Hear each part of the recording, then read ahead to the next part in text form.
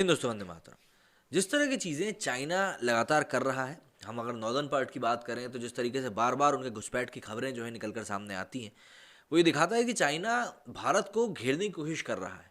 चाहे आप किसी भी फ्रंट की बात कर लीजिए, पाकिस्तान को जो वो इतना सपोर्ट करता है, वो जानता है कि अगर उसको साउथ एशिया में नकेल कस के रखनी है तो उसका रास्ता पाकिस्तान से ही होते हुए जाता है। और चाइना के लिए बहुत ज़रूरी इसलिए है क्योंकि अमेरिका के भारत से संबंध बहुत अच्छे हैं। और यहाँ पर चाइना साथ ही साथ रूस को भी अपनी तरफ करने में लगा हुआ है, और रूस को भी वहाँ पर अपना फ़ायदा ही दिखता है। तो भाई हर इंसान जैसे कि हर देश करना चाह रहा है, ठीक वैसे ही अपना फ़ायदा देखना चाह रहा है। अब यहाँ पर चाइना ने एक और काम करना शुरू कर दिया है।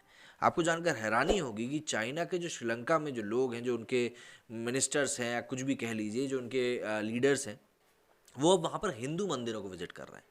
ऑब्वियस सी बात है, श्रीलंका में एक बहुत बड़ी मूवमेंट चली थी लिट्टे की, जिसमें कि उन्होंने अपने लिए अलग देश की मांग करी थी। वो मूवमेंट को ख़त्म कर दिया गया, उनके लीडर्स को मार दिया गया, लेकिन अभी भी तमिल लोगों की काफ़ी आस्था जुड़ी हुई है वहाँ के उस क्षेत्रीय इलाके से। और ऐसे में अगर चाइना वहाँ पर जाकर लोगों से हमदर्दी दिखाता है, तो कहीं ना कहीं ये भारत के लिए चिंता का विषय बनना तय ही है। 2 दिन पहले श्रीलंका में चीन के राजदूत ची जिनहोंग ने तमिल बहुल इलाके में स्थित हिंदू मंदिर का दौरा किया। चीनी दूतावास ने इस दौर की तस्वीरें ट्वीट करी।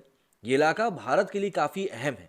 दरअसल इसी क्षेत्र में तमिलों का हिंसक आंदोलन चला था। भारतीय तमिलों का इस इलाके में भावनात्मक लगाव भी माना जाता है। यही वजह है कि चीनी राजदूतों के मंदिर दौरे से भारत और इसके एक्सपर्ट्स की नज़र बनी हुई है।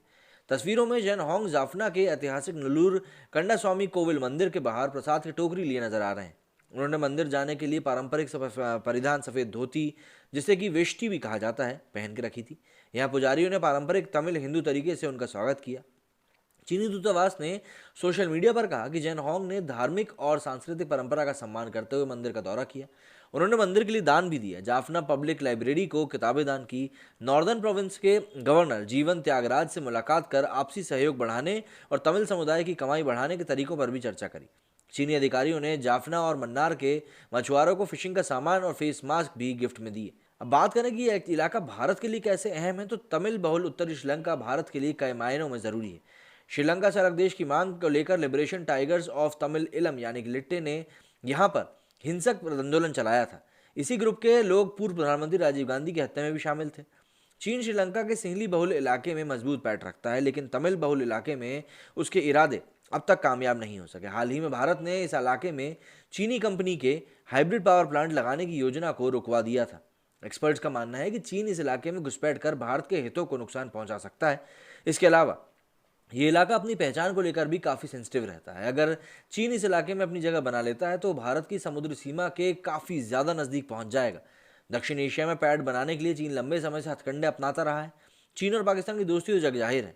अब उसकी नज़र भारत के दूसरे पड़ोसियों श्रीलंका, नेपाल, बांग्लादेश और म्यांमार पर भी टिकी हुई है।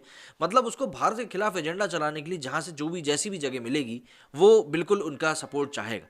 और यही चीज़ चाइना कर भी रहा है। हालांकि चाइना की जो लोन डिप्लोमेसी थी, उसके तार अब खुल चुके हैं। श्रीलंका हो चाहे अफ्रीकी देश हो, उन सभी को पता चल गया है कि चाइना यही करता है।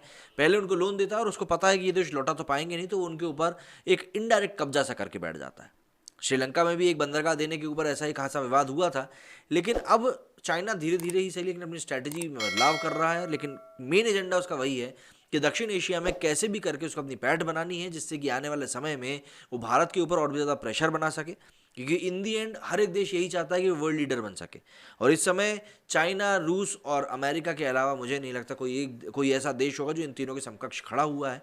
तो ऐसे में हर कोई अपने हाथ पाँव मार रहा है। आपका क्या सोचना है इस बारे में, मुझे कमेंट करके जरूर बताइएगा। मेरे स्टूडियो में फिलहाल इतना ही। जय हिंद, जय भारत।